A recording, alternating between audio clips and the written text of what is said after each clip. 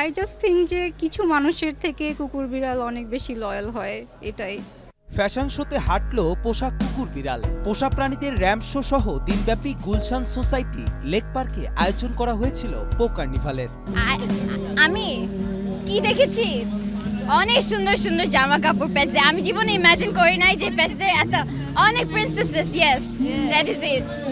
আর কিছু cute cute অনেক অনেক ফান। আমি actually I love pets, so এটা দিয়ে সারাউন্ড করে অনেক অনেক ভালো লাগছে। আয়োজনের মূল কারণ ছিল প্রাণীপ্রেমীদের মাঝে একটি মিলন মেলা তৈরি করা। একে অপরের পোষা প্রাণীর যত্ন ও নানা বিষয়ে জানতেই এ মিলন মেলা। কুকুর বিড়াল আরো বেশি লয়াল হয়। ওরা মিথ্যা বলতে জানে না, ওরা ডিসঅনেস্টি কি জানে না, দে আর জাস্ট ইনোসেন্ট। ওরা, আপনি যদি ওদেরকে ভালোবাসা দেন, ওরাও আপনাকে ভালোবাসা দিবে। মানুষ তো মানে সেলফিশ হয় অনেক দিকে, সব মানুষ না, কিছু মানুষ সেলফিশ হয়, কিন্তু ওরা তো এসব বুঝে না। ওরা শুধু বুঝে যে আমাকে ওরা এফেকশন দিয়েছে, আমিও দিব। আই জাস্ট থিঙ্ক যে কিছু মানুষের থেকে কুকুর বিড়াল অনেক বেশি লয়াল হয়, এটাই।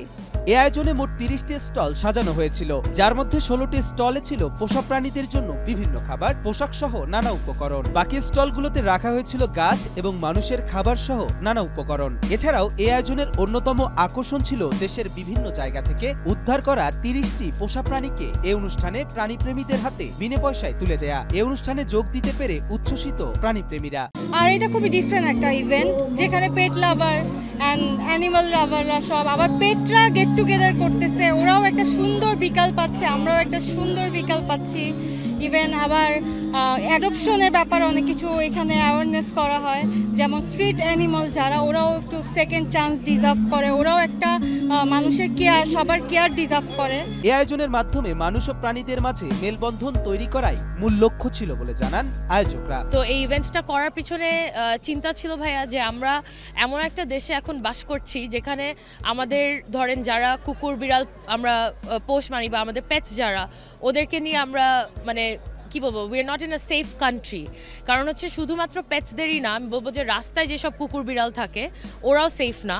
তো আমাদের একটা উদ্যোগ ছিল যে এইসব পেটসদেরকে মানুষের সাথে একটা কানেকশনে আনার। প্রতি বছরেই এমন আয়োজন হোক এবং প্রাণীপ্রেমীদের মাঝে তৈরি হোক এক অন্যরকম মেলবন্ধন, এমনটাই প্রত্যাশা প্রাণীপ্রেমীদের।